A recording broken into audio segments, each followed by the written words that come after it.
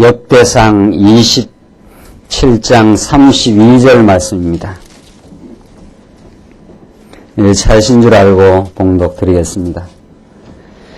다윗의 아잡이 요나단은 지혜가 있어서 모사가 되며 서기관도 되었고, 학모니의 아들 여히엘은 왕의 아들들의 배종이 되었고, 아히도벨은 왕의 모사가 되었고, 아렉 사람 후세는 왕의 벗이 되었고, 브나냐의 아들 여호야다와 아비아달은 아히도벨의 다음이 되었고, 요압은 왕의 군대 장관이 되었더라. 우선 34절까지 봉독드렸습니다. 오늘 지난 시간 역대하 말씀에 나타나는 다윗 왕조를 수립하여 다윗 왕조를 영원히 계승해 가시는 여호와 하나님에 대한 진리를 지금 확인해 가고 있습니다. 하나님이 다윗 왕국을 세우신 것은 다윗의 위대함이나 다윗의 용맹스러움에 당을린 것이 아니라 이미 열조로부터 약속하신, 아니 영원한 하나님의 예정하신 뜻대로 다윗 왕조가 수립된다 하는 것이 역대상에 개진되는 진리의 말씀입니다. 이 말씀이 얼마나 중요한 말씀인지 모릅니다. 구약시대 다윗 왕조는 신약시대 하나님의 나라, 즉 신령한 교회가 수립되고 보호되어지는 것인데, 그 교회는 인간의 의도와 인간의 지혜와 계획을 따라서 결코 될 수 없다는 사실을 이 역대상 말씀은 우리들에게 너무도 잘 가르쳐주고 있습니다. 오늘 여러분과 제가 광야의 교회라는 이름으로 이렇게 모여서 하나님의 교회가 세워지고 온갖 우여곡절을 통해서도 하나님이 보호해 가시는 이 살아있는 우리 눈앞에 지금 생생하게 진행되는 이 역사 섭리가 우리 집사님들이나 우리 권사님들 또 김경 목사가 애쓰고 노력한 결과가 아니라는 사실, 이것이 분명하고 확고하게 이 역대기 상하의 말씀을 통해서 정립되어져야 합니다. 이 말씀이 바르게 전파되고 정립되고 설파되지 않기에 오늘날 교회는 얼마나 인간 중심하는 교회 설립, 거기에서 온갖 부작용과 혼란이 야기되고 있습니다. 이 지금 역대기 상하에 전개되는 다윗 왕조를 계승시켜 나가는 역대기 상하가 다윗 왕조를 계승시켜 가는 것인데,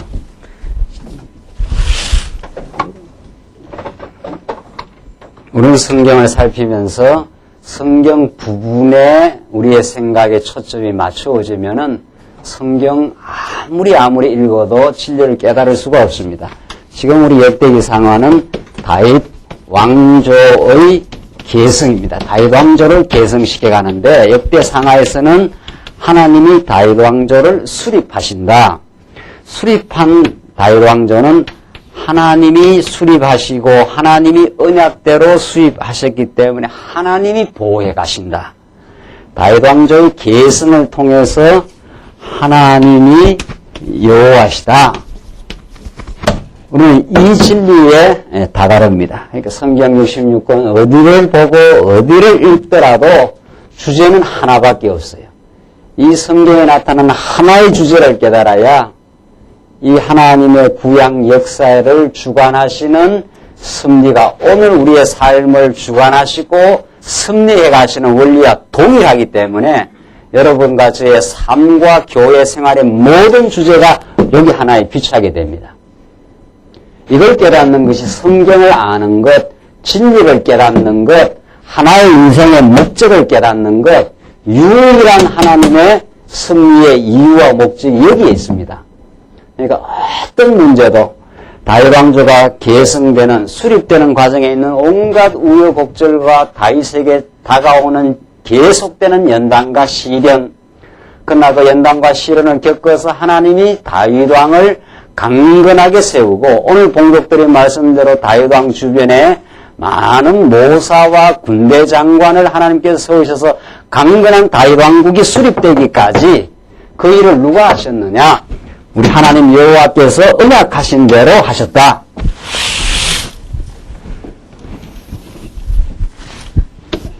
지금 다윗 왕국이 세워지는 오늘 요 현상, 다윗 주변에 많은 군대 장관이 서고 모사가 생겨가지고 다윗 왕조가 만세반석 위에 든든하게 서가는 이 역사를 누가 주관하시고 누가 계획하시고 인도해 가시느냐?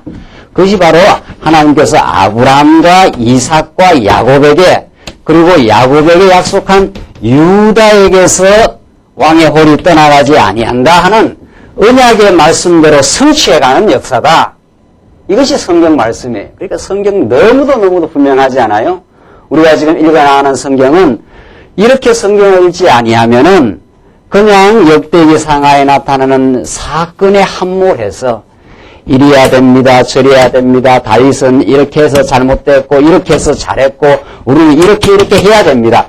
이런 성경의 본래의 뜻과는 아무 상관없는 지리멸렬한 이야기로 성경이 변질되어져 가는 거죠. 그래서 우리는 성경이 어떻게 말하고 있는가, 성경의 기록 목적이 무엇인가, 성경을 통해서 하나님은 우리에게 무엇을 가르쳐 주는가, 그 근본 주제를 붙들고 계속해서 우리가 진리를 깨달아가면서 더 깊이 깨달아가고 있어요.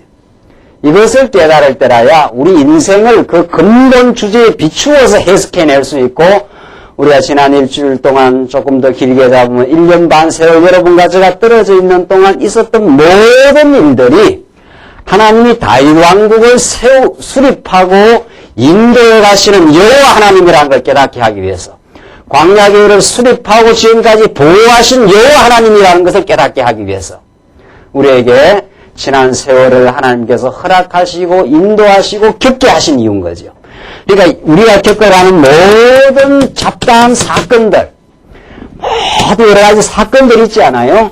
이 사건을 우리는 치열하게 겪어나가면서 우리의 주제로 올라가는 거죠. 우리 하나님이 여호와십니다. 지금 이걸 우리가 지금 깨달아가는 거죠. 그러나 오늘날 성경을 볼 때마다 이 사건을 전부 파편적으로 토막을 내가지고 여기에서 이제 의미를 찾으려고 해요. 그런 시도들이 지금 신학 현상 전반부에 편만되어 있는 현상이라는 거죠. 하나님께서 우리에게 너무도 복을 주셔서 지금 오늘 역대기 상하에 개진되는 다윗 왕조를 수립함에 있어서 하나님께서 다윗 왕조를 정비하시고 통치의 직무를 다 하나님이 주관하셔서 일꾼들을 불러 모으셔서 다윗 주위에 다윗의 모든 이제 내부적인 체제를 갖추는 그 역사가 오늘 본문에 나타나 있습니다. 32절 보시면은 다윗의 아잡이 요나단은 지혜가 있어서 모사가 되며, 이거 우리 지난 시간까지 읽었던 거 아닙니까? 2달 반 전에 기억나세요? 모사가 되며, 하나님께서 이 모사라는 것이, 모사꾼이라는 것은 잘못되면은 나쁜 의미를 가지는, 이 성경에 나타나는 모사는 너무도 좋은 의미, 지혜가 넘치는 사람, 모사. 이 참모지요. 그러니까 왕이 잘 결심할 수 있도록 옆에서 잘 좋은 지혜를, 여러분들 군대에 가보시면 지휘관이 있고 그 참모가 있어요. 지휘관이 있고 참모가 있어서 정보, 통신, 군수 이런 참모들이 있어서 참모들이 그 분야에 잘 아주 정통한 그 일의 원리를 아주 꿰뚫고 있는 그런 사람들이 지휘관이 잘 결심할 수 있도록 그 참모 역할은 그게 모사예요. 그 참모진이 스텝이 정확하게 잘 가동되지 아니하면은 지휘관이 판단을 궁극적으로 잘못 내리고 그러면 온 군대가 대적들 앞에서 괴멸하게 되는 거죠. 그러니까 하나님께서 다윗 왕을 세울 뿐만 아니라 그 주변에 참모들을 잘 세워서 지혜로운 모사들을 세워서 다윗 왕국이 든든하게 서가도록 하나님 역사하신다는 거죠. 이런 모든 하나님의 일꾼과 모사, 군대 장관들은 하루아침에 길러진 게 아니에요. 다윗이 사울에게서 추격을 받아서 유대 광야를 방황하고 피신하고 도망치고 할 때 그때 다 동지들이 되고 어려운 세월을 같이 겪어가면서 하나님의 지혜를 터득하고 배운 사람들이, 이 사람들이. 그러니까 하루아침에 그렇게 되는 게 아니죠. 그래서 참 우리가 인생을 살고 교회 생활을 하고 지금 점점 세월이 가면 갈수록 우리가 겪어가는 모든 일들, 때로는 어려운 일들, 때로는 불행했던 일들, 때로는 참 애매한 고통들, 이 모든 것들이 우리가 알고 모사가 되게 하시려는, 우리가 영원히 다스리는 다윗 왕보다 더 오라신 예수 그리스도의 지체요, 우리가 하나님의 나라를 세우는 모사가 되어서 참 지혜로운 자가 되어서 하나님의 교회 영혼들을 잘 살피고 그 어려움과 아픔을 어루만져주는 그런 모사로 하나님께서 우리를 키워가신다는 거죠. 모사가 되며 서기관도 되었고 항모니의 아들 여호야람 왕의 아들들의 배종이 되었고 아히도벨은 왕의 모사가 되었고 아렛 사람 후세는 왕의 벗이 되었고 모사도 되고 벗도 되고 다 왕과 더불어 한 뜻을 갖추어서 전진하는 자가 되었다는 거죠. 34절 분하냐의 아들 여호야다와 아비아달은 아히도벨의 다음이 되었고 요압은 왕의 군대 장관이 되었더라. 자, 이렇게 해서 구약의 다윗 왕조가 다윗의 통치 직무가 잘 정비되어져 갑니다. 우리 신약시대로 말하면 하나님께서 우리 광야의 교회를 양육하시고 이제 진리로 무장할 뿐 아니라 생활로 무장하시고 체제로 무장해 나가는 지금 아주 방불한 역사를 우리에게 지금 가르쳐주고 있어요. 자, 이렇게 해서 통치 직무가 잘 정비화된 다음 28장으로 넘어가시면 이제 다윗의 마지막 유언과 찬양의 내용입니다. 이게 다윗 인생에 있어서 아주 클라이막스를 우리에게 보여주는데 한 인생의 가장 중요한 메시지는 유언의 방식으로 떨어질 거 아닙니까? 그러니까 우리가 인생을 살고 도대체 죽을 때 무슨 소리를 하고 죽는가? 이게 참 중요한 거예요, 사실은. 그래서 바울도 죽기 직전 쓴 편지가 바로 뭡니까? 바울이 죽기 직전에 쓴 편지가, 예? 그 디모데전서예요. 디모데전서. 디모데라는 가장 진리를 계승해 나갈 그 제자요 아들 같은 디모데에게 유언의 방식으로 편지를 쓴 것이 디모데 후서인데 오늘 이 본문도 28장도 다윗의 유언을 담고 있어요. 그러니까 다윗의 전생애의 온갖 경험과 그 실수와 그 실수를 통해서 터득된 지혜의 그 핵심과 에센스가 이 유언에게 유언 속에 드러나는 거죠. 그러니까 우리는 이 오늘 28장 말씀을 읽을 때 28장 말씀을 읽으면서 다윗의 온갖 삶이 농축되어 있는 그 유언의 메시지를 지금 듣는 거죠. 그 성경이 이렇게 호락호락하질 않아요.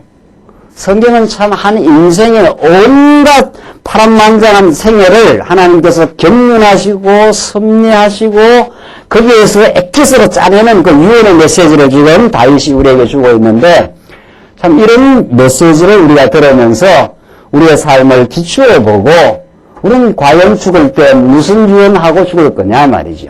참 너무도 의미심장한 이 하나님에 대한 진리가 28장 유언 속에 들어있습니다. 한번 보십시다. 1절로 10절 보시면은 다윗이 방백의회와 솔로몬에게 언약을 들어서 이제 다짐을 합니다.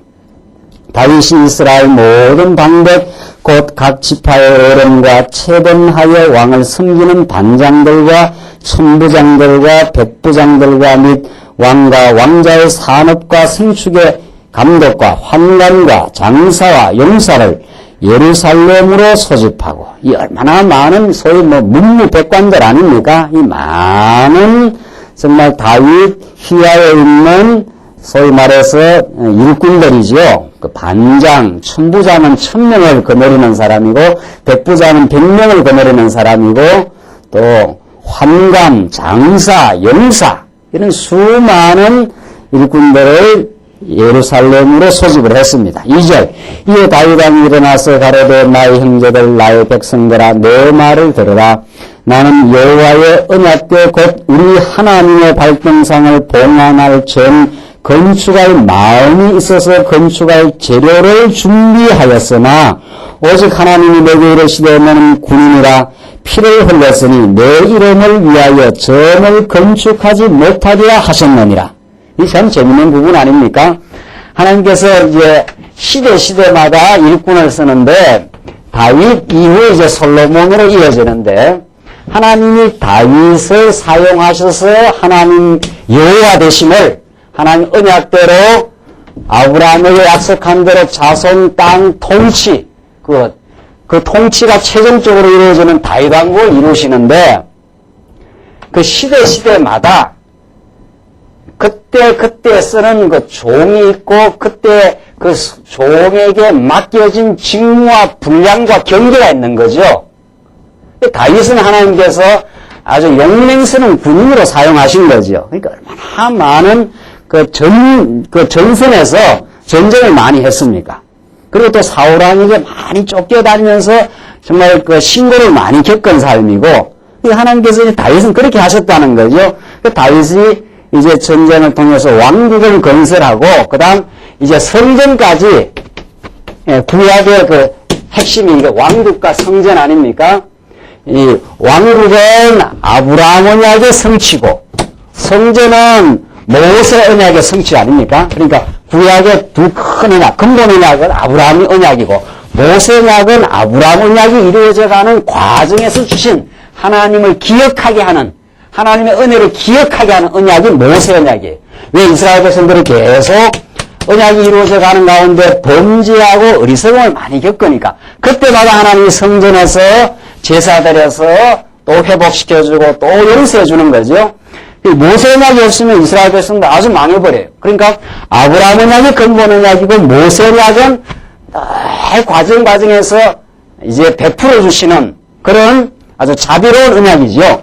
그러니까 이렇게 이제 다윗 왕국이 이루어지고 나서 성전까지 지을 마음이 있었어요. 다윗이. 근데 이게 허락이 안 돼요. 이게 참 중요한 부분이에요. 그러니까 하나님께서 이 시대에도 말씀 운동을 이렇게 나왔는데 광야교회에 주신 분량과 경계가 있어요.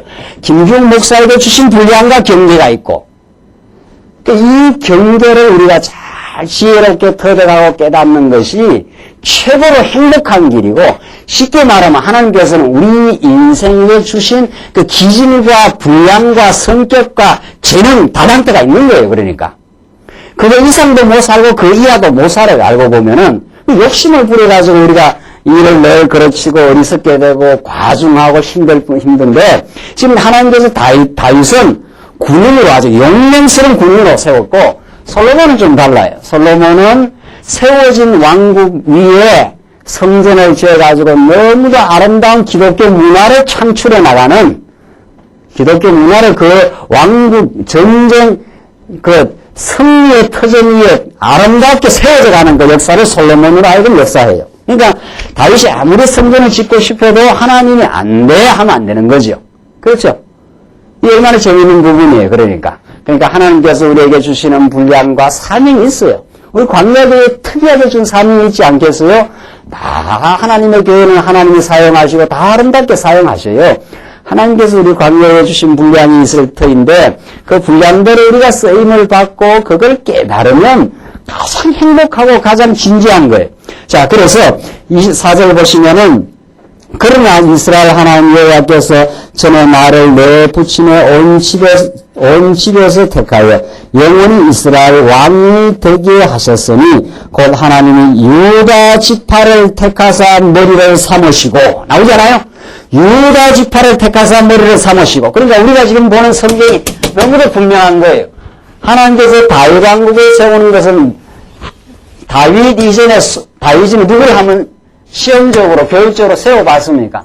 사울을 세워줬지 않았어요? 백성들이 워낙 왕을 자기 욕망대로 설레니까 하나님께서 너희들이 한번 세워봐라 하니까 사울은 어깨 하나 더 덩치가 아주 컸다는 거 아니에요? 구약에서는 덩치 큰 게 장땡인 거지 뭐. 그러니까 덩치가 커야 전쟁을 잘하게 보이니까. 그런데 미안하지만은 사울은 무슨 지파예요? 예, 유다 지파가 아니에요. 베냐민 지파예요. 그러니까 인간들이 아무리 자기 욕망 따라서 사울왕을 세워도 사울왕이 나라를 건설할 수가 없어요. 사울왕이 나라를 수립할 수가 없는 거예요. 이 말이 얼마나 중요한 말이냐 말이죠. 하나님의 나라, 다윗 왕국은 하나님이 정해놓은 유다 지파에서 난 다윗을 하여 다윗 왕국을 세워요. 그러니까 하나님의 오늘 이 시대로 신약 시대로 말하면 하나님의 교회는 다윗보다 더 우월하신 예수 그리스도의 말씀으로만 세워지지 어떠한 인간의 철학과 인간의 집념과 노력으로 세워지지 않아요. 순수한 교회는 이게 중요한 말씀 아니에요? 여러분과 제가 노력한다고 이 교회가 세우지 않아요. 인간이 있다면 얼마나 노력을 많이 하고 사느냐 말이죠. 그 노력의 동기가 뭐냐 이거죠. 노력의 동기가. 얼마나 세상이 잘 굴러가지 않아요. 빌딩도 쓰고 건물도 쓰고 자동차도 만들어지고 온 세상이 왕왕거리며 돌아가지 않아요. 그 돌아가고 세워지는 동기가 뭐냐 이 말이죠. 세워지는 게 문제가 아니에요. 여러분과 제가 이 신령한 진리에 대한 집착이 거기에 대한 예리함이 없으면 우리는 혼돈하는 거죠. 봐라 이 진리가 아는데도 얼마나 교회가 저렇게 여기다니 우뚝우뚝 서고 저렇게 사람들이 많이 모이고 저렇게 잘 움직이느냐 이거지요. 그거 아니에요. 그렇게 노력하고 움직이는 그 동기가 뭐냐면 진리의 동기냐 안 그러면 욕망이냐 이 차이가 있는 거 아니에요.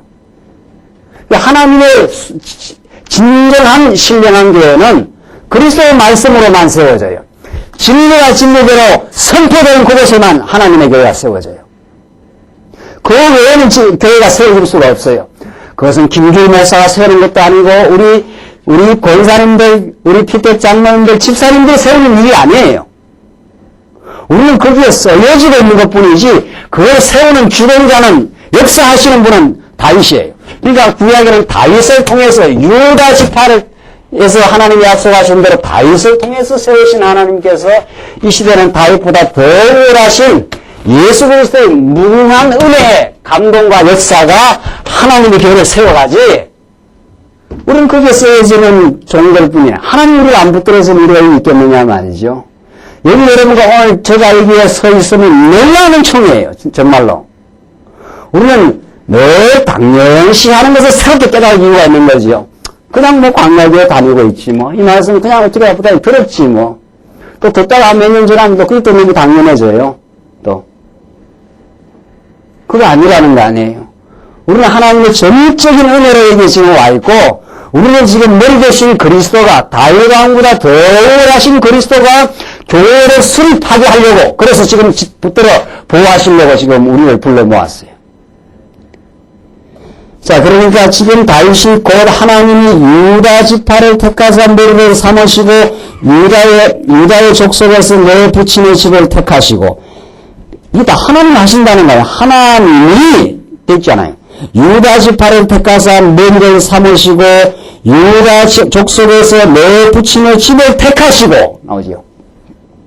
내 부친의 아들들 중에서 나를 기뻐하사 온 이스라엘의 왕을 삼으셨느니라. 여호와 하나님이 그렇게 삼으셔서 지금 이끌어왔다. 다윗은 계속 우리 여호와 하나님에게 지금 모든 영광을 지금 돌리고 있지 않아요? 5절 여호와께서 내게 여러 아들을 주시고 그 모든 아들 중에서 내 아들 솔로몬을 택하사. 이게 하나님 주권이에요. 여러 아들이 있는데 그 중에서 하나님께서는 하필 바세바라고 하는 그 범죄한 여인 아니에요. 그 속에서 하나님이 솔로몬을 택해버려요. 이게 얼마나 좀 놀라운 복음의 메시지입니까? 그렇지 않은 아들들도 있는데 다윗의 인생에서 가장 뼈저린 실수. 뼈저린 실수가 뭐예요? 이 바세바를 취한 거 아니에요? 다윗이 왕이 되고 그 이후로부터 바세바를 취하고 우리아를 죽이고 하는 그 범죄로부터 다윗은 이루 말할 수 없는 이제 신고의 삶을 삽니다. 왕위에서 아들한테 쫓겨나가는 참 그런 뼈저린 그 범죄의 그 자리에 하나님께서 왕을 세우는 거죠.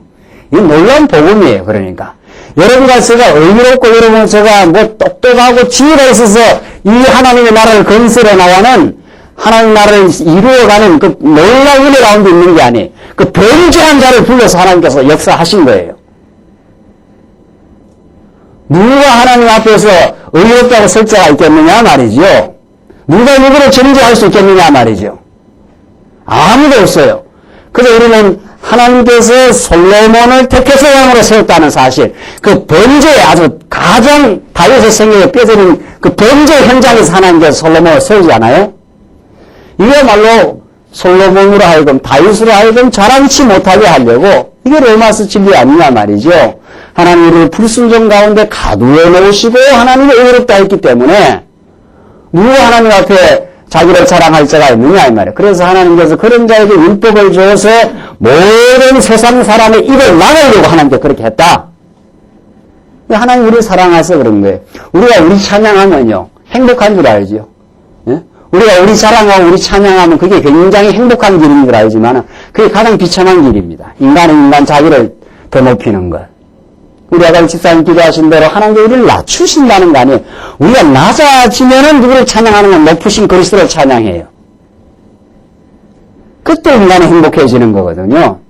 그래서 지금 유다의 족속에서 여호와께서 내게 여러 아들을 주시고 그 모든 아들 중에서 내 아들 솔로몬을 택하사 여호와의 나라 위에 앉혀 이스라엘을 다스리려 하려 하실세 내게 이르시기를 내 아들 솔로몬 그가 내 전을 건축하고 내 여러 뜰을 만들리니 이는 내가 저를 택하여 내 아들을 삼고 나는 그 아기가 될 것임이니라. 그러니까 너는 군인이니까 나라를 세울 수 있는 토대를, 그 울타리를 만들어준 사람이고, 그런데 다윗이 쓰여진 거고, 그렇죠? 솔로몬은 세워놓은 그 울타리 위에다가 성전을 건축하고 여러 뜰을 만들고, 요즘식으로 하는 기독교 문화에 참 아름답게 갖고 가는 일은 솔로몬이 해간다는 거죠.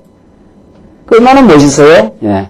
우리 교회에서도 목사가 할 일이 있고, 장로님들이 할 일이 있고, 권사님들이 할 일이 있고, 우리 집사님들이 할 일이 있고, 우리 교사 선생님들이 할 일이 있고, 오늘 아까 보니 초등부대 가도 애들이 오물오물 모여갖고 우리 교사 선생님들이 애들 맛있는 것도 먹여주고, 하나님 말씀도 가르쳐주고, 얼마나 아름다운 일이에요.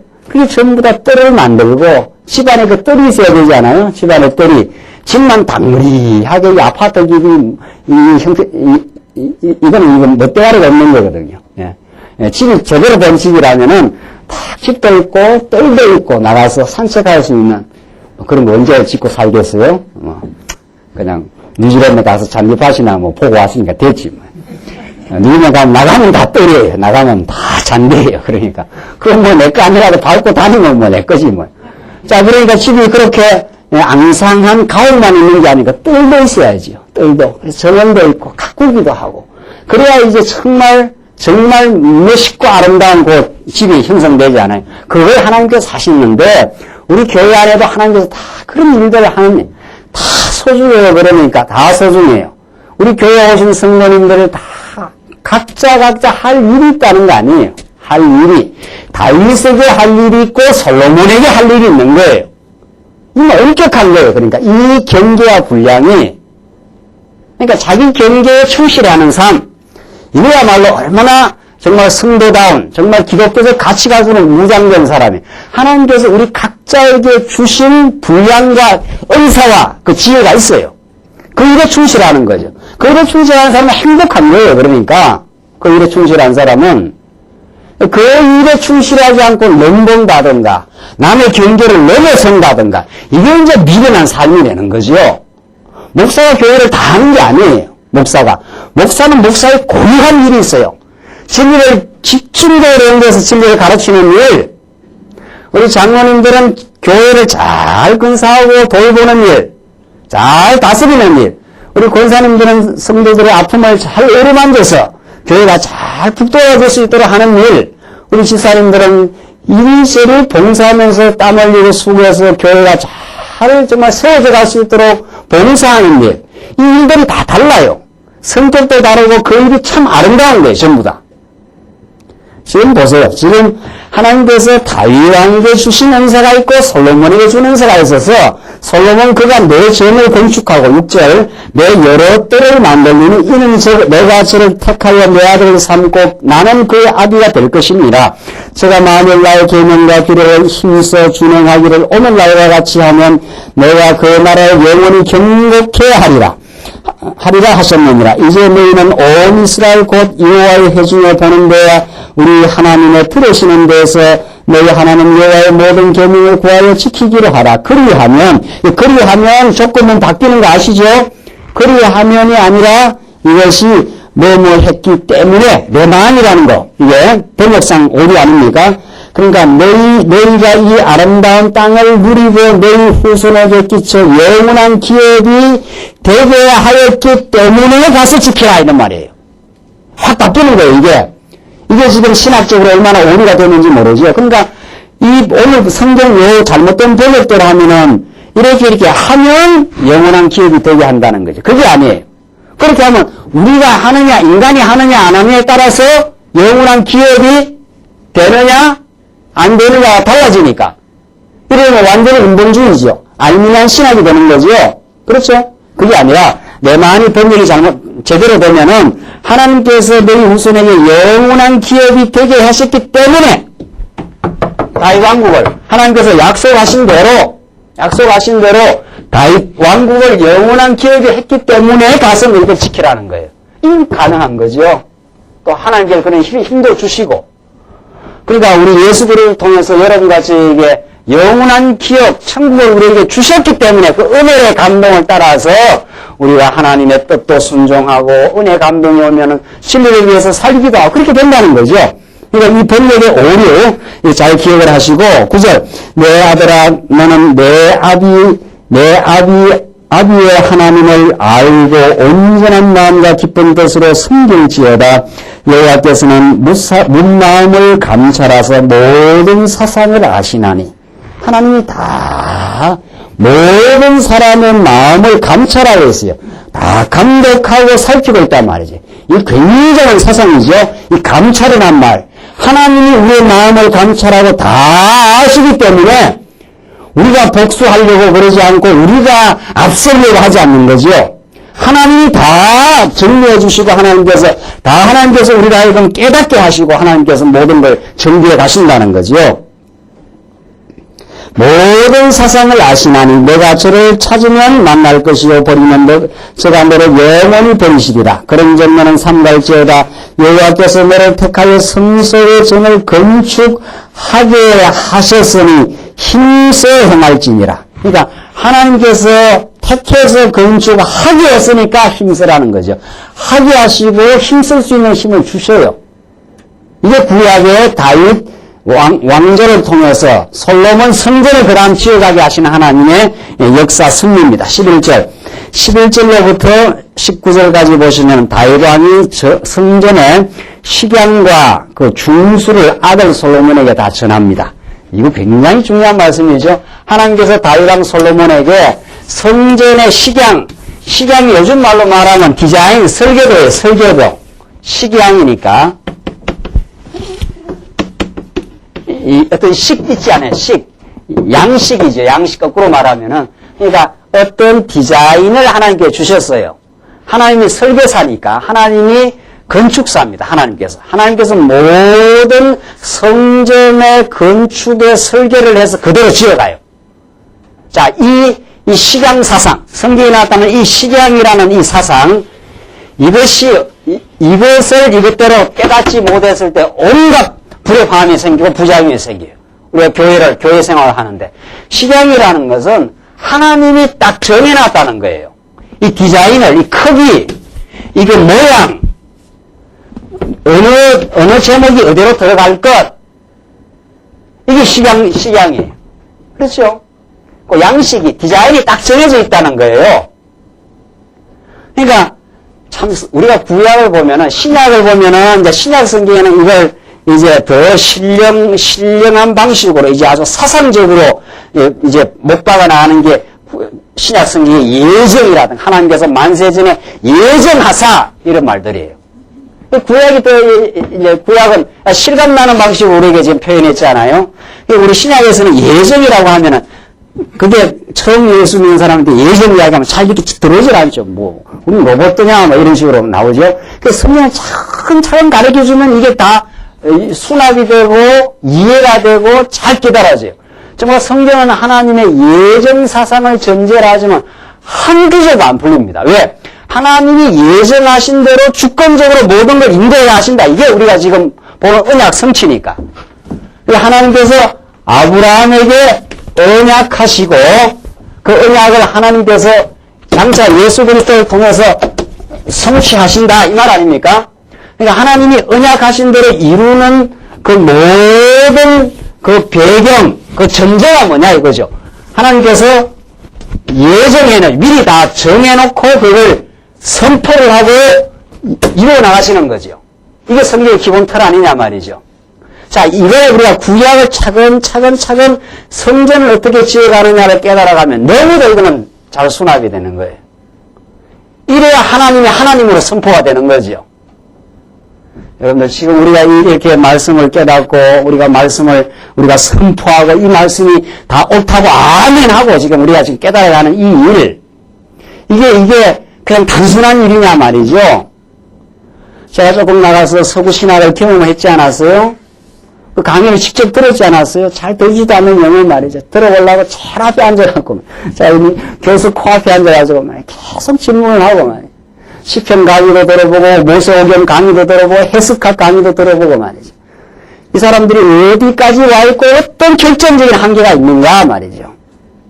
우리가 지금 깨닫고 있는 것이 얼마나 포괄적이고 이게 근본적인 지금 우리 인생의 문제를 거론하고 있는가 말이죠. 신학의 근본적인 문제를 우리가 지금 다루고 있는가 말이죠. 이게 없어요, 이게. 예정이건 신학 강단에서 다 사라져버린 적 없어요. 그냥 성경, 모세오경 조금, 시편 조금, 해석학 조금.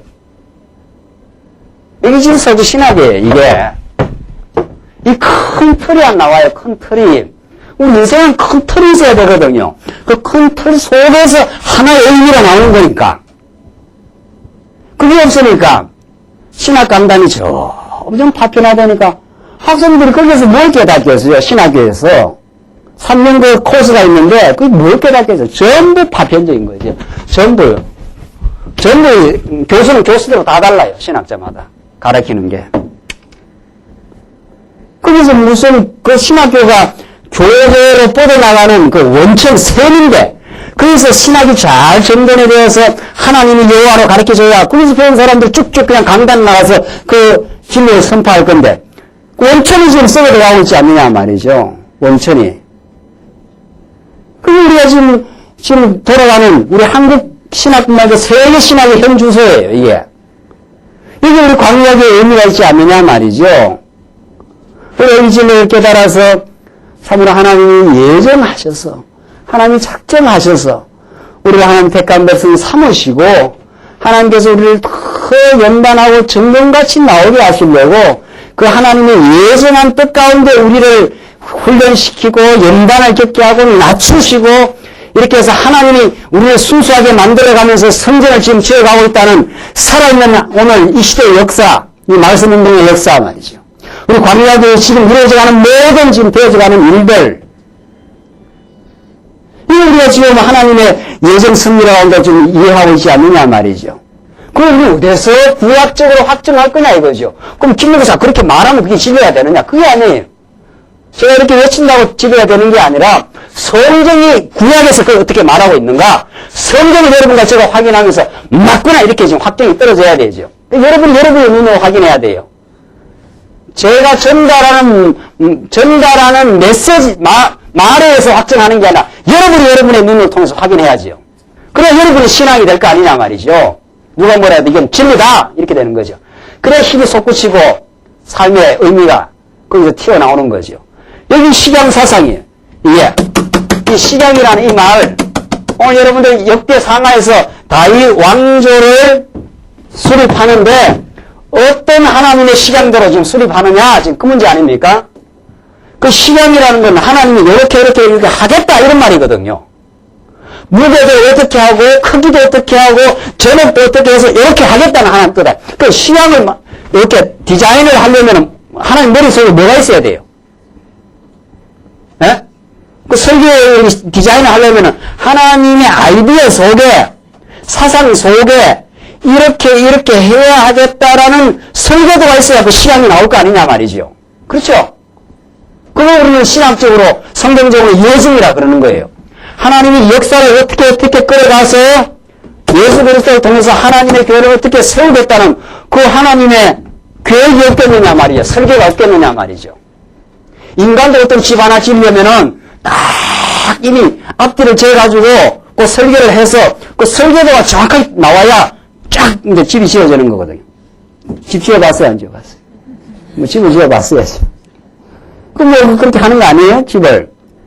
인간도, 이 미물 같은 인간도 하나의 집을 짓기 위해서 설계를 해서 이렇게 그 설계해서 제목이 얼마나 필요하고 이렇게 해서 인력을 어떻게 동원을 해야 한다는 게 그게 그렇게 설계도에 나오는 거 아니에요. 하물며 하나님이 이 우주 만물을 지금 다스리고 통치하고 인도해 가는데 시간이 없겠느냐 이 말이죠. 이게 신학에서 다 송그릇에 빠져버렸어요. 오늘날 신학에서. 성경이 이렇게 분명히 한번 보십시다. 성경이 그렇게 말하는 거 하는 거. 11절 다윗이 전에 낭실과 그 집들과 그 곡간과 다락과 골방과 속죄소에 뭐라고 됐습니까? 식양을 그 아들 솔로몬에게 주고 자 식양을 말하는데 낭실, 집, 곡간, 다락, 골방, 속죄소의 식양 했지 않았어요? 지금 성전을 짓는데 여러 가지 그 안에 들어가는 방들이 많은데 그 기능하는 방이 다양한 기능을 하는 방들이 있는데 그 식양이 있다는 거예요. 그 다음 12절 또 성신의 가르치신 모든 뭐라고 했습니까? 식양 이렇게 돼 있죠. 이때 성신이 뭐예요? 성신. 이게 성령이에요. 구약에는 성신으로 표현을 했는데 이게 성령 하나님이에요. 우리 신약시대 때. 그러니까 하나님의 성전을 지을 때 인간의 힘이 아니라 하나님께서 성신이 그들에게 성전을 지을 수 있는 지혜를 주신 거거든요. 그게 바로 이 12절의 성신이에요. 그 성령 하나님이에요. 오늘 신약시대로 말하면 성신의 가르치신 모든 식양 이렇게 되죠. 자 여기다 이제 하나 더 붙여요. 자 노란 분필로 써드릴게요. 성신이 가르치신 성신 우리 하나님께서 거룩한 신이 하나님께서 가르치신 시간대로 이렇게 되죠. 그러니까 이 사이즈와 디자인과 모양 모든 제목은 누가 가르쳐 준 거예요? 누가? 자 광야교회에서 오셔서 광야교회에서 제목이 되고 하나님의 일꾼이 되고 하나님의 섬기는 모든 제목과 그 사이즈와 식양을 누가 가르쳐 놨어요? 누가? 아니죠. 내가 왔지요. 내가 왔고 내가 지금 사람을 불러왔고 내가 지금 다 지금 하고 있지요. 그러니까 전도왕이 나오는 거 아니에요? 전도왕이. 제가 예수 처음 믿고 얼마나 이 말씀이 좋아갖고 막 교회 성전에 많이 들어갔어요. 그러니까 10여 말이 되는데 갑자기 뭐 김구엽 그러더라고요. 앞에서 목사가 뭐 망구 이야기. 뭐야 그러니까 원래 전도는 제일 많이 했으니까 나와 상 받으라는 거예요. 아이고 안 나갈 수도 없고 말이지 나오라는데 안 나가 버티면 이상하고 말이지. 나가는데 얼마나 얼굴이 막 콩당무가 돼가지고 내가 그때 말씀을 들었을 때 이 말씀 이게 아닌데 말이에요. 상을 주다니. 이 땅에 상 받아보면 천국에 상이 없어요. 우리는 그런 거 아니에요. 하나님께서 하게 한 거예요. 그 상을 하나님께 돌려야지요. 예, 그래서 우리 계시록에 가면은 우리 이 땅에서 수고했다고 면류관 씌워주면 그 면류관을 어떻게 해요? 우리 하나님께 돌려드리며 우리 하나님이 하신 일입니다. 이렇게 되는 거죠. 우리가 하는 게 아니에요. 성령께서 지금 우리를 사용하고 우리를 움직이고 우리를 지금 흥분시키고 있어요. 하나님의 성전을 짓도록 열심을 내게 그렇게 성령께서 하셔요. 성령께서 가르치신 모든 식양이네요. 그냥 식양도 아니고 모든 식양 어떤 거 하나도 성령이 가르쳐주지 않는 게 없어요. 하나님이 치밀하게 하나님의 교회의 일꾼이 될 사람을 치밀하게 지금 끌고 가고 있어요. 그 사람 조정 못해요. 그 사람이 조정 못한다고요. 그걸 곧 여호와의 전의 뜰과 사민의 모든 방과 하나님의 전 곡간과 성물 곡간에 식양을 주고 하지 않았어요. 또 나오세요. 13절 또 제사장과 레위 사람의 반열과 여호와의 전에 섬기는 모든 일과 섬기는 데 쓰는 모든 그릇의 식양을 설명하고 자 그릇까지도 뭐 방방이 다 하나님께서 디자인을 했을 뿐만 아니라 그릇까지도 하나님께서 이렇게 만들고 저렇게 만든다는 거죠. 얼마나 하나님이 치밀하십니까? 하나님이 치밀한 사랑이에요. 우리 부모가 자식을 사랑할 때 큰 큰 사랑으로도 사랑하지만은 이 자식이 어디가 힘들고 어디가 아프고 어디가 어렵고 하는 걸 잘 알아서 그때마다 대처해주고 이렇게 하잖아요. 우리 부모님들이. 자식의 그 아픔을 읽어내는 거죠. 그러듯이 우리 하나님 얼마나 친밀한지 몰라요. 그러니까 오늘날 지금 예정을 이야기하고 하나님께서 큰 건 예정이 났다는 거예요. 뭐 그건 워낙 성경에 예정이 많이 나오니까. 그건 뭐 부정할 수 없으니까. 다른 하나님 예정이 났지만 그 중간에서 이렇게 하고 저렇게 하고 하는 건 다 인간이 하는 거라는 거죠. 아니 이렇게 저렇게 하는 모든 세밀함까지도 하나님께서 그때마다 우리에게 지혜도 주시고 그 세밀한 판단도 할 수 있도록 하나님께서 그때 인도해 가셔요. 그러면 로봇도 아니냐? 제가 지금 뉴저지에 가서 아주 경력을 보였는데 그 감리교 권사님하고 얼마나 경력을 보였는지 몰라요. 수요일마다 로마서로 와서 계속 듣는데 들어보면 맞긴 맞대요. 맞는데 이 말씀을 계속 따라가다는 자기가 20년은 감리교에서, 그것도 감리교가 아니라 본산에서, 뭡니까? 서울에. 압구정동. 감리교 제일 큰 교회 있잖아요. 광림교에서, 모 목사님이 아주 첩검으로 그래 있었다는 거 아니에요. 제가 그렇게 감리교에서 철두철미하게 인간의 의지적 믿음으로 무장이 됐는데, 이 김무사 비쩍 마른 목사를 만나갖고만, 수요일에 계속 들어보니까 너무 맞다는 거예요. 이게 성경 너무 맞는데, 이렇게 계속 따라가면은, 그러면 내가 지금까지 20년 세월, 지금 이렇게 내가 열심히 내고 했는데 다 무너진다는 거예요. 계속 붙는 거 아니에요, 계속. 자기가 식사를 초대해요. 초대해서 2시까지 붙었지 않았어요? 네, 2시까지. 질문을 한 40개를 만들어 봤어요, 40개를. 한 10개를 못했어요. 10개쯤 하다가 막 지쳐가지고, 나중에 뿔이 나고, 썽이 나고, 그 사람이, 나중에 옆에 감독자였었어요. 옆에 정인들이. 네 사람이 붙었는데, 얼마나. 그런 로봇이냐, 이거예요. 로봇이요. 그 사람이. 마지막에. 자기는 예전에 성경에 나와서 느낌이 믿겠다는 거예요. 이제 나중에는. 그럼 로봇이냐 말이지, 로봇. 그럼 로봇은 아니다. 어떻게 로봇들 아니냐. 하나님 다 정한 대로 착착착착 간다는데. 여러분, 이거 설명 어떻게 할 거예요? 로봇 아니죠, 우리는. 그래요. 하나님께서 예정하시고 우리에게 지혜와 총명을 주셔서 깨닫게 하셔서 우리가 의지결단하게 합니다. 그 로봇들은 아니죠. 로봇들은 깨달음이 없어요. 로봇들은 실수가 없어요, 또. 로봇들은 착착착착착착착 움직이기 때문에 실수하는 것도 없어요. 하나님께서는 우리에게 의식도 주시고 지혜도 주시고 그때마다 환경과 여건을 통해서 판단 능력을 주셔요. 그러니까 이렇게 할까 저렇게 할까 이런 과정이 있는 거죠. 그 과정을 하나님이 예정해놓고 지금 끌어가는 거죠. 그러니까 우리 하나님의 궁극적으로 뜻대로 되는데 그 과정에서 인간이 이렇게 저렇게 대소해서 의식이 있는 거예요. 우리는. 의식이 있으니까 깨닫고 배우고 더 성장하고 그러는 거죠. 그게 로봇가 아니죠. 자, 그러니까 하나님의 절대적 예정 가운데 예정대로 돼요. 그 과정에서 우리 인격적 과정을 거치는 거죠. 로봇가 아니에요. 그러니까 그 설명을 얼마나 오래 했는지 몰라요. 그래서 오기 이틀 전에 항복을 했어요. 저한테 항복한 게 아니고 하나님께서 죄까지도 예정되어 있다 말이죠. 얼마나 참 감사한 일인지 모르죠. 그렇게 강고한 감리교 신앙으로 무장된 권사인데 얼마나 철저하게 논문을 다 읽어요. 논문을 읽어갖고 이게 아니다, 이건 아니다 이렇게 했는데 막판에 와르르 한 무너졌어요. 와르르. 죄까지도 하나님께서 다 주장을 하신다. 이 집요한 진리 싸움이 있어요. 하나님께서.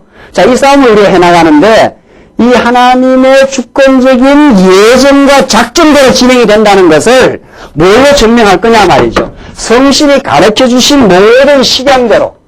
큰 울타리만 정해놓은 게 아니에요.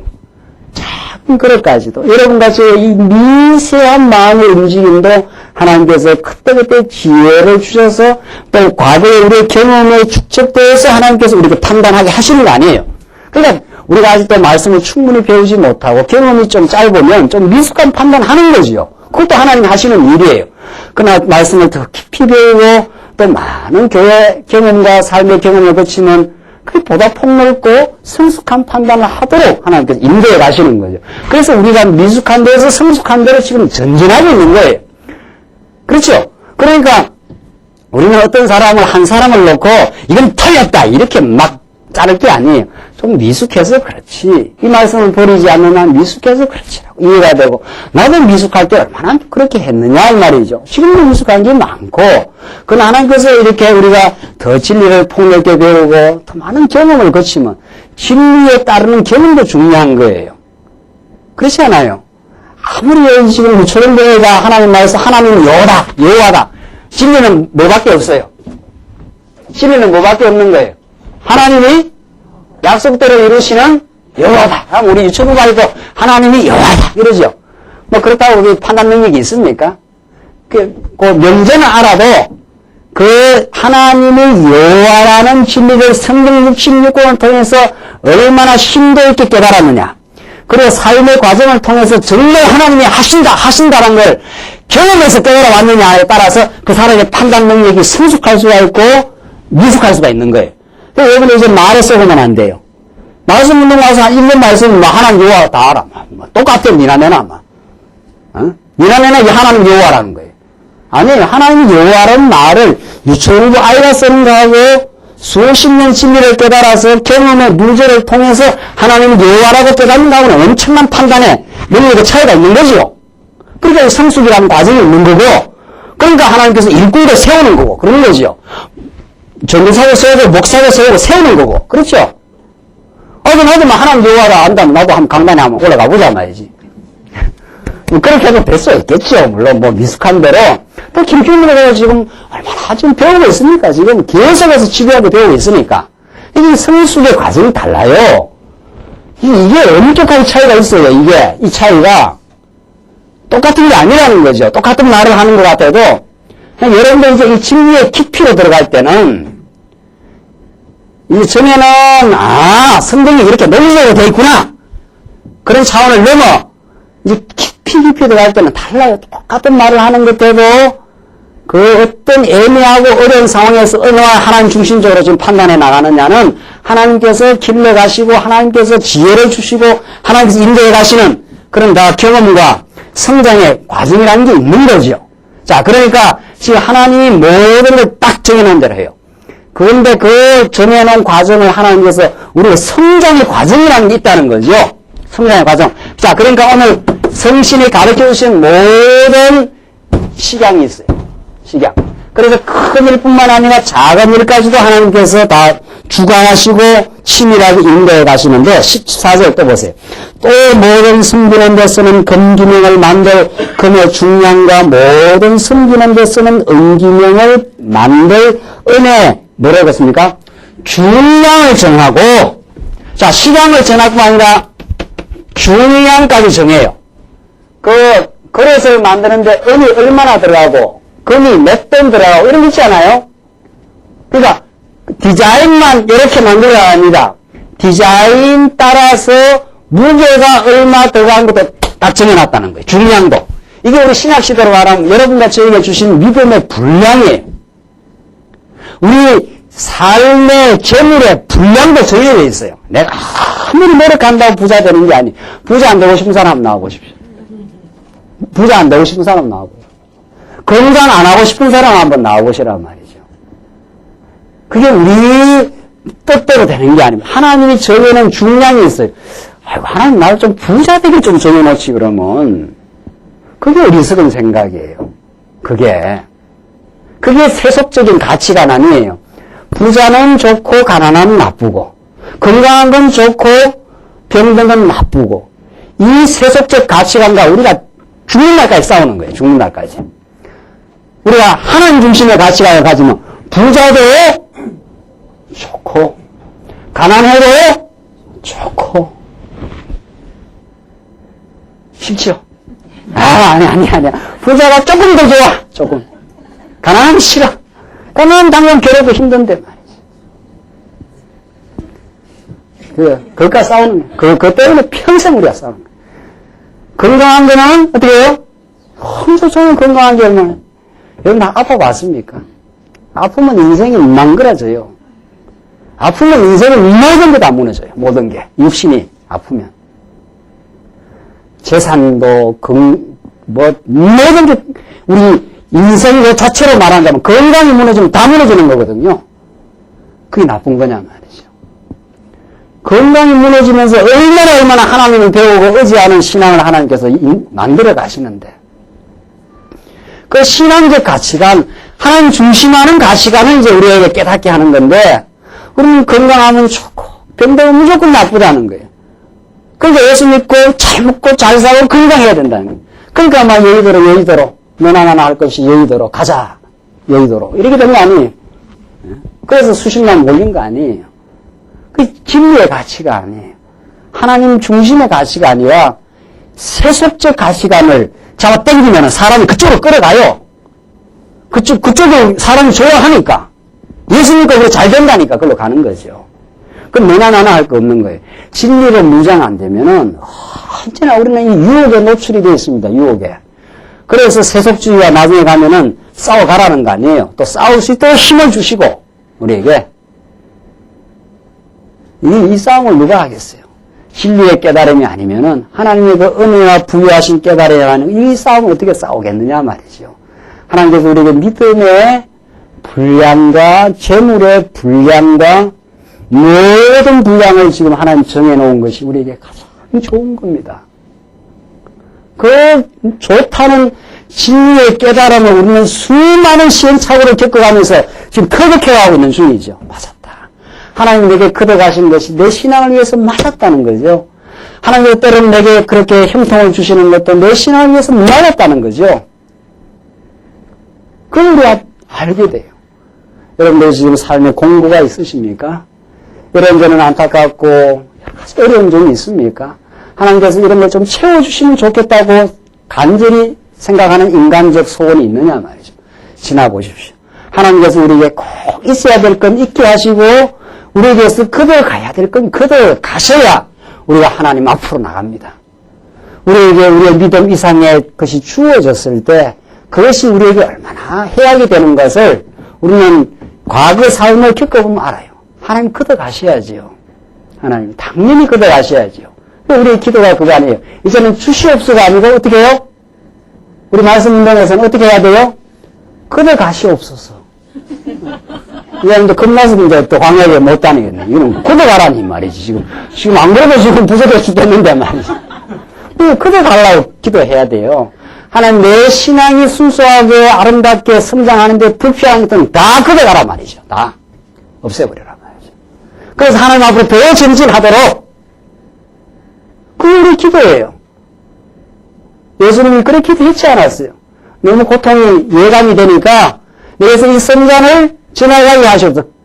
그러나 그 다음에 어떻게 내 뜻대로 마우시고 하나님 뜻대로 하게 하시옵소서 했지 않았어요. 그대로. 그 성전을 닫게 해달라는 거지요.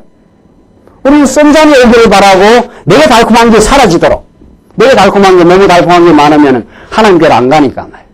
지금 뉴질랜드 서구 사회를 보란 말이죠. 뉴질랜드 서구가 오늘부터 며칠 전부터 지금 2주, 3주 계속 할리데이예요. 계속. 교회는 뭐 필요 없어요, 교회가. 모든 사회 안전 보장이 돼 있고, 실업 수당이 나오니까. 애 나오면 애 나왔다고 수당 나오고, 놀면 논다고 수당 주고. 그러니까 이제 그때부터 막 쾌락으로 가는 거죠, 이제는. 어떻게 하면 요트를 사서 즐길까? 그게 서구 사회의 꿈 아니냐 말이죠, 전부. 쾌락 사회로 가는 길 아니냐 말이죠. 그게 좋은 사회냐 말이죠. 그게 저주받은 사회예요, 그게. 한 시대의 기독교 문명이 그렇게 찬란하던 서구 사회가 다 진리가 퇴색하고 인간의 욕망만 우글거리는. 그래서 욕망이 움틀대고 영틀이 되는 것에 허탈만 남는. 그래서 허무주의가 지금 서구 사회를 편만해. 그래서 자살과 허무주의가 편만하게 돼 있습니다, 지금. 인간은 자기 욕망을 끝까지 실현하고 나면 허탈하게 짝이 없어요. 그러나 우리 성령의 소욕, 진리의 깨달음은, 샘솟는 진리의 깨달음은 이건 배워도 즐겁고 좋은 거예요. 배워도. 왜? 속사람이 즐거우니까. 이 진리의 깨달음을 얻어야지요. 우리 말라교회 식구들이 이 진리의 깨달음을 얻고 하나님이 식양과 중량을 정해서 한다고 이렇게 믿으시고 우리가 믿는다는 게 뭐냐 말이죠. 뭐를 믿어요? 뭐를? 하나님이 여호와셔서 그 식양과 중량을 정해놓고 우리를 다듬고 인도해 가신다고 믿어요. 그러니까 지금 되어진 게 다 좋은 거예요. 지금. 여러분과 제가 오늘 지금 이 자리에 있는 모든 게 하나님께 정확하게 예정하셔서 시간대로, 중량대로 지금 하신 거예요. 아멘 해요. 아멘 아니다. 나는 지금 싫어, 지금. 이건 더 있어야 되고, 이 자식 공부도 더 잘해야 되고 말이죠. 아니, 하나님의 중량과 시간이 되는데 왜 하나님 지금 우리가 지금 여호와 말씀을 믿는다는 사람들인데 이 말을 믿는 믿음이 어디 갔느냐 말이죠. 현실만 돌아가면 아니래요. 현실 돌아가서 시간대로 된 거지. 이 말씀이 이거는 진리라면은 내 자식이 이렇게 생겼건 시어머니가 바가지를 끌던 그 시간대로 된 거예요. 된 거예요, 안 된 거예요? 시어머니 바가지 끌는 거. 그것도 시간대로, 중량대로 된 거예요. 하나님 뜻대로 된 거예요. 왜? 나를 낮춰야 되니까. 나를 그 믿음의 사람으로 지금 정령같이 단련시키고 있는 거니까. 우리 그렇게 믿는 거죠, 그렇게. 뭐 성경만 그렇게 되어 있는 게 아니에요. 성경이 그렇게 되어 있다고 믿기 때문에 그렇게 삶을 이제 믿어지는 거지, 점점. 제가 악쓴다고 되는 건 아니고.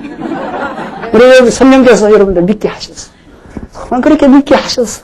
시간과 중량대로 15절 또 금등대와 그 등잔 곧 각 등대와 그 등잔을 만들 금의 중량과 은등대와 그 등잔을 만들 은의 중량을 각기 그다음 뭐라고 되어 있습니까? 적당하게 하고 빨간 줄 막 꺼요. 빨간 줄을 이거다. 적당하게 했어요. 하나님께서. 우리는 적당하지 않다는 거 아니에요. 부족하다는 거죠. 여호와는 나의 목자시니 내게 부족함이 없으리로다. 다윗이 그 천신만고의 고난의 삶을 거쳐나가면서 그 시련의 용광로를 뚫고 나가면서 깨달은 그 못 가지는 노래가 나오잖아요. 여러분들 그러니까 시련을 많이 겪을수록 그 아름다운 서정적인 노래가 나와요. 그 놀라운 사실이죠. 우리 서정적인 노래가 편안한 잔디밭이 있는 뮤직비디오에서 나올 것 같지요? 아니에요. 아주 막 극심한 고난의 용광로를 거쳐나가면서 얻어지는 게 다윗의 그 10편 23편의 노래예요. 모든 적당하게 하셨습니다. 부족함이 없습니다. 그 아름다운 찬양을 하나님이 만들어내셔요. 다윗이 그걸 지금 깨닫고 지금 하나님의 절대적인 시간 사상을 지금 깨달아가는 거 아니에요. 하나님이 적당하게 하셨단 말이죠. 더 많이도 더 적게도 안 하셨다. 그렇게도 우리를 지켜오신 하나님이라는 거 아니에요. 또 진설병의 각상을 만들 금의 중량을 정하고 은상을 만들 은도 그렇게 하고 고기 갈고리와 대접과 종자를 만들 정금과 금잔 곧 각 잔을 만들 금의 중량과 또 은잔 곧 각 잔을 만들 은의 중량을 정하고 나오죠. 이제는 중량을 어떻게 해요? 정해요. 이제 이래도 예정 사상이 틀렸느냐 말이죠. 이래도 하나님의 작정 사상이 안 맞느냐 말이죠. 하나님이 정한 주권대로 돼요. 우리 인생의 역사가, 우리 광야의 역사가. 그래서 우리의 연면은 엄청난 불신앙이에요. 그러니까 하나님 정한 대로 하나님께서 우리 역사를, 우리 인생을, 우리 교회를 지금 정한 대로, 중량대로 끌어가신다는데 내가 염려하는 것처럼 그것처럼 범죄가 어디 있느냐 말이죠. 우리 범죄에 대한 새로운 인식이 필요해요. 우리 남의 물건 훔치면 범죄인 줄 아는데 내가 하나님 잊어버려서 한 게 참 큰 범죄였구나. 내 일을 염려한 게 엄청난 범죄였구나. 하나님 이렇게 적당하게 하신다는데 이 하나님을 잊어버리고 내 자존심 좀 상한 거 그거 우리 못 견디 하잖아요. 그걸 그냥 방어하고 그거 커버하는데 우리 온 심려를 다 쏟아요. 하기야면 미숙하면 그렇게 해야지요. 그러나 하나님께서 이 진리를 깨닫게 하시면 하나님께서 다윗 왕국을 수립해서 인도해 가신다고 하는 이 아름다운 진리, 이 시간대로 중량대로 하나님께서 하나님이 하신다고 하는 이 진리를 깨달을 때 우리는 새로운 소망을 가지고 셈을 얻고 이 거친 세상을 전진할 수 있습니다. 기도하십시다. 우리 자비하신 하나님 아버지, 하나님이 다윗 왕국을 하나님의 언약의 말씀대로 수립하시되 하나님의 주권적인 능력 따라서 하나님이 정해놓으신 아름답고 멋있는 시간과 정해놓으신 적당한 중량대로 구약의 성전을 지으셨습니다. 하나님께서 우리 오늘 이 시대에 우리를 불러주셔서 마른 막대기 맛도 못한 우리들을 조각목 같은 우리들에게 이제 하나님 성전 지을 제목으로 삼아주셔서 우리를 붙들어 주시고 우리를 다듬어 주시고 우리를 깎아내 주셔서 이제 하나하나 연결되고 상합할 수 있도록 우리 광야교회를 인도해 가시는 하나님의 살아있는 섭리를 인하여 참으로 감사합니다. 하나님 지난 세월도 하나님께서 인도하고 붙들어 주셨는데 특별히 지난 1년 반 동안도 우리 사랑하는 성도님들 말씀 안에 붙들어 주시고 많은 연단 가운데서도 견고하게 하나님께서 전진케 하심을 너무도 감사합니다. 하나님 우리를 지키셔서 이 시대에 이 진리의 말씀 지켜가고 선파하는 복된 우리 교회 될 수 있도록 우리를 사용하시옵소서. 예수님 이름으로 기도하옵나이다. 아멘.